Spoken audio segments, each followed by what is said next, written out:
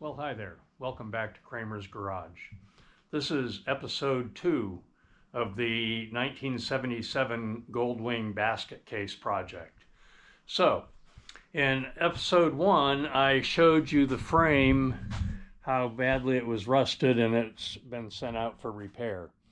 The shop, the welding shop that's working on the frame, got shut down for 2 weeks because of Hurricane Helene. So while I've been waiting for the frame to come back, I have been busy. And what I've done is I've gone over the triple clamps and the bearings. A previous owner changed the ball bearings to tapered roller bearings, which is a nice upgrade on this bike. So these bearings are still good. I cleaned them all up, and when I put it back together, I'll just re-grease those and use it. I also went over the forks. I polished the lowers. I cleaned everything up. I put new fork seals in and fresh oil. Now, one of these forks, which one is, this one here has a significant scuff on it. I'm not sure if that's going to make the seal leak. If it doesn't leak, it should be serviceable, but if it leaks, I'll be looking for a new fork tube for that. Okay, so I've also gone over the tail light. I've polished the chrome. I had to get a new lens. I got a new lens. I could not find a new rubber gasket that goes behind the lens, so I made one out of an old inner tube and put it in there with RTV. And so anyway, the headlight or the tail light cleaned up real nice. I put a red LED bulb in it, and it should work really good. And then I also have gone over the Speedo and Tach, cleaned everything up, made sure it all works. However, the original Tach did not have a temperature gauge in it, so I had this other Tach that came from a 75, 6, or 7. Well, I think 76 or 7. 75 would have had a green face. But anyway, so in order to get a temperature gauge, I had to repair this. So in this video, I'm going to show you what I had to do to repair that Tach. And I've now got it all put back together and shined up and ready to go back on the bike. So if you continue watching, I'm going to show you how to repair that Tach, what I had to go through to do it. It took me quite a few hours. And then also I went over all these turn signals. I cleaned them all up, inspected them, made sure they work. I had to put new lead wires on the rear ones, color-coded per Honda, orange for the left and blue for the right. Anyway, so those are ready to go back on. I've got LED bulbs in the front ones. I'm going to put red LED bulbs in the rear ones, which I have on order. I don't have them yet, but those are going to have red LED bulbs, so they'll actually, at night, they'll glow red. And with the electronic system I'm using, the turn signals will also be doubling as marker lights, which is another reason that I want the rear ones to glow red at night.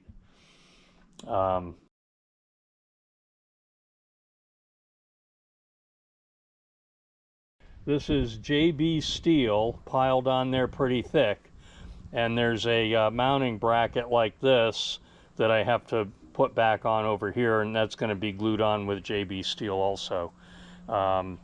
There's no real stress on that. The tank just sits on it, so it shouldn't be a big deal to just have that glued back on.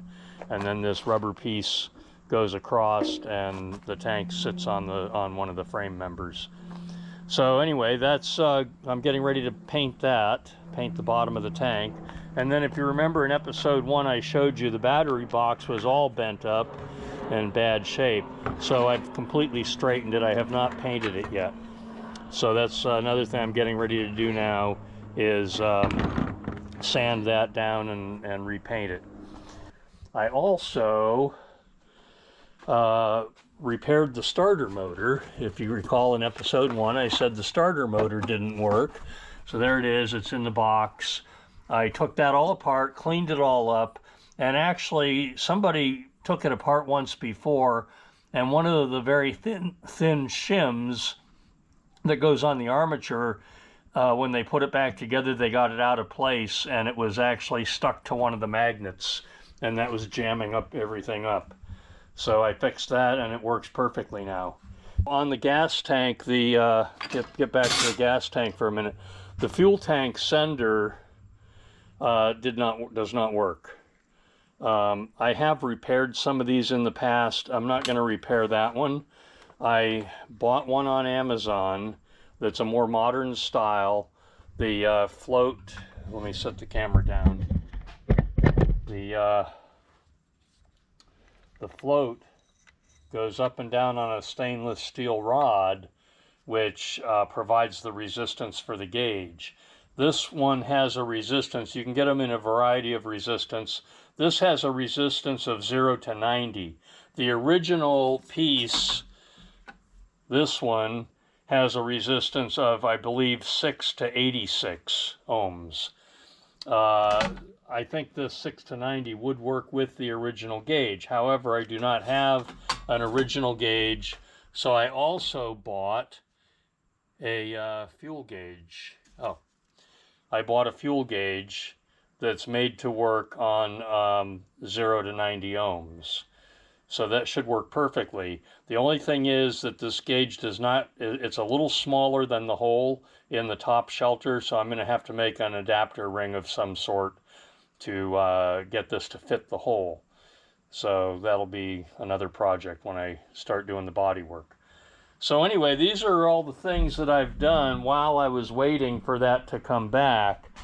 I have not dug into the engine yet. The engine does not turn a full revolution. I've not dug into that yet. I will dig into that. I have not rebuilt the carburetors yet. They're sitting on top of the engine. So anyway, that's what I've been working on primarily while I've been waiting for the frame to come back. So continue watching, and I'll show you how to fix the tachometer. And in my next video, episode 3, I'll show you the frame repair, how it came back from the weld shop, and also I'll be going over the wheels and converting the spoked wheels to work with a tubeless tire. I'm not fond of having tubes when I'm on a road trip to deal with, so I'm going to convert them to tubeless tires. Now, last year I did a video on a tubeless tire conversion on a spoked wheel on my Royal Enfield, which is sitting over here, and that has worked out amazingly well. I've got, I think I've put about 8,000 miles now on this tubeless setup, and it's on the second set of tires actually. So I've even changed the tires once without disturbing the tubeless conversion, and they hardly ever lose any air. I mean, it takes them a long time to lose air pressure. So it's been really good, a really good conversion. So I'm going to do the same thing on this Goldwing. So stay tuned for that in the next episode.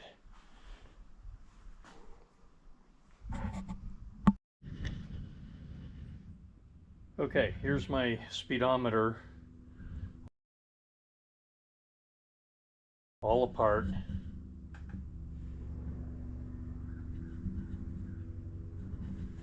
Here's the temperature gauge. So that's it.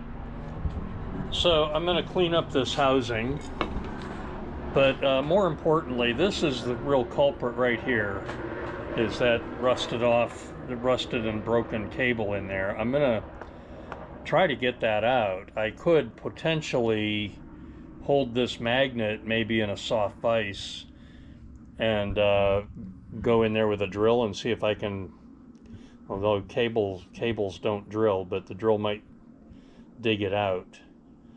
I'm going to try that anyway.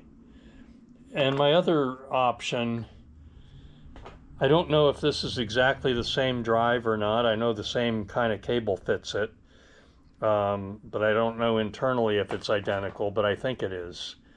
So I may take this one apart. This one's pretty much junk anyway. So I think I'm going to take this one apart and see what that drive unit looks like, because that one does not have a broken cable in it, and it does spin freely. So, however, the needle doesn't move, but the drive unit does spin freely. So I may try taking that apart and see if I can swap those out. Okay, stay tuned.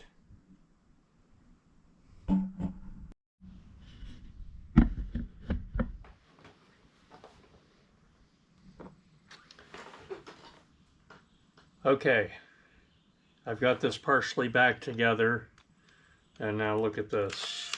Watch the needle.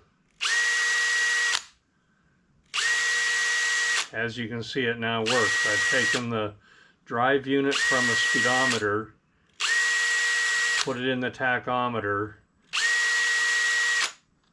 and it looks like it will work just fine.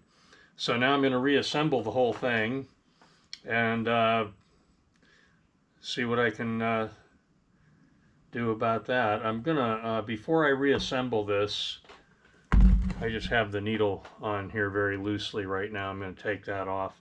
But before I reassemble this, this portion of the face right here is supposed to be red. I'm going to clean that and get a, I think I'm going to get a paint stick or a paint pen and paint that red so it looks original, hopefully. Hopefully I can do a decent job. Maybe I should mask it and spray it with red. I might have some red spray paint. We've learned that the drive unit on a Honda Speedo and a Honda Tach are exactly the same. This one is, I think, scrap. I believe that was pressed and swedged onto the shaft, so I don't think I can successfully take that apart without wrecking it, and even if I could take it apart, I don't know how I would fix it. So that's going to go in the bin. This here, I'm going to spray WD-40 in there and take a brush and clean as much of the rust out as I can, and clean up the outside. So I'll just clean everything up and repaint the red band on the face and put it back together, and I'll be in business.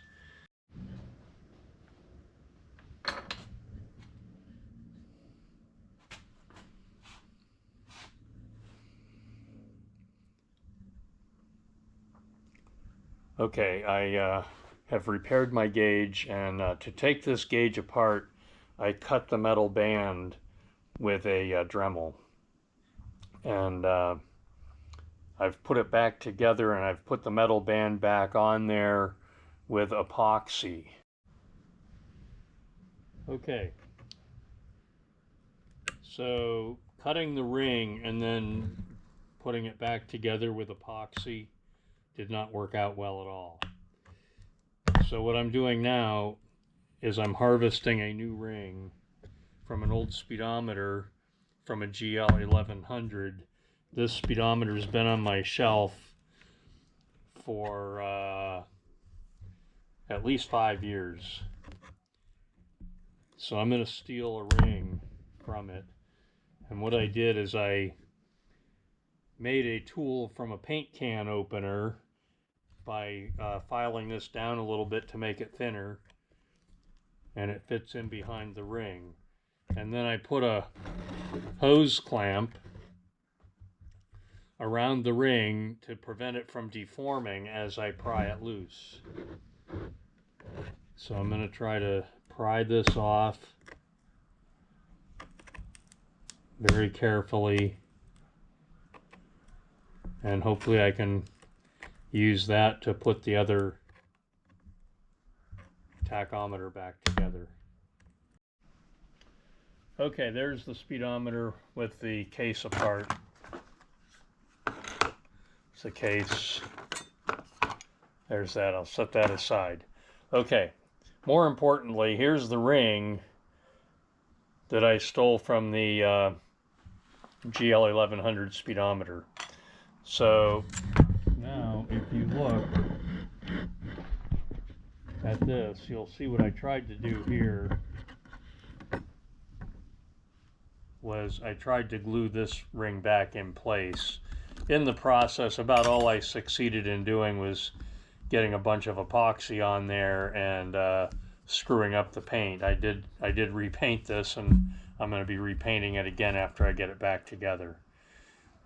Okay, so that's what happened there. So now I'm going to try to fit this new ring, or new donated ring.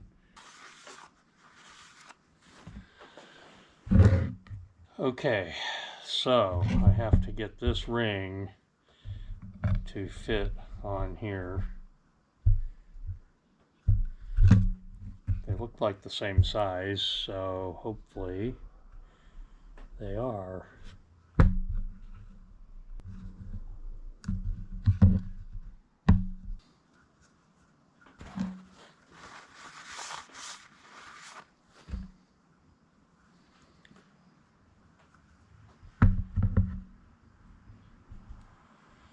Now there's a dent here. I want the dent to face in toward the idiot lights, dashboard lights, because it won't show much. So that's going to be there.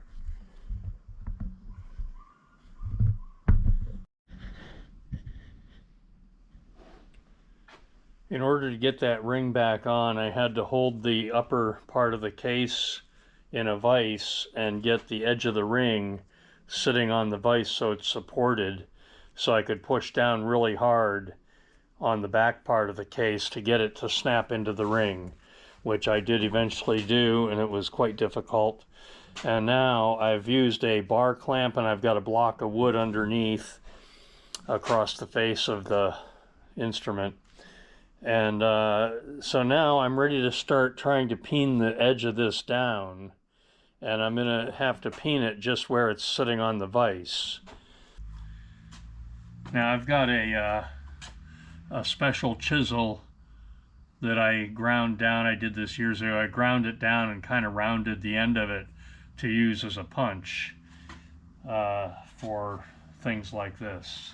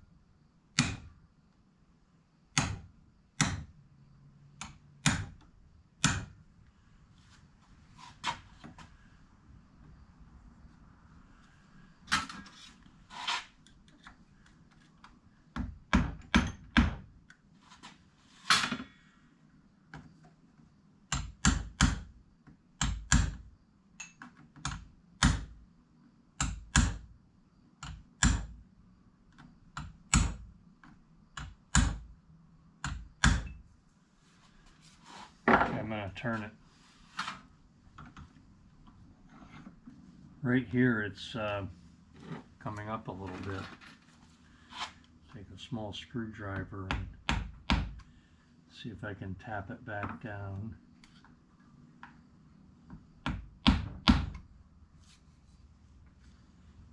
Yes.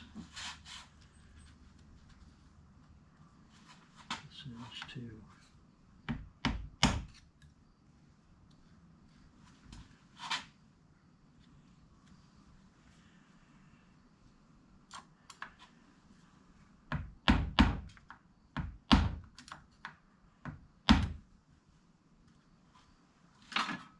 If all else fails, I do have a very pristine tachometer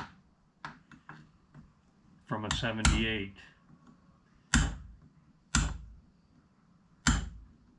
So I guess if all else fails, that tachometer will go on this bike, and the bike won't have a temperature gauge, because the only reason I'm doing all this is because this one has a temperature gauge in it.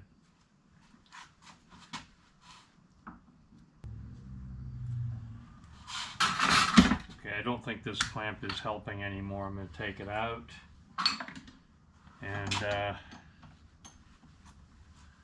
let me show you what I've got now. So I've started to peen it over in 4 spots. So now I'm just going to keep peening and working my way around and hope for the best. Well, I've got it crimped all the way around and it looks pretty good. From the front side, I did not deform the ring, and yeah, I think it'll still work. So yeah, let's stick a drill in it. Okay, so as we can see, it's working. For some reason, when I spin it up, it takes a minute for it to come back to 0. I hope that's not going to be a problem. But anyway, there it is. It's back together. I'm going to fix the paint. It's got a dent here that won't show very much because the dash panel will be up against there. But anyway, it works, and I did test the temperature gauge by putting voltage to it. So there it is. I hope you liked my video. Leave me some comments about my project. This is what I've been working on while I'm waiting for my frame to come back from the frame fabrication shop. Thanks for watching. Subscribe to my channel. Hit the notification bell if you want to get notified every time I put up a video, if you want to follow along on this basket case project.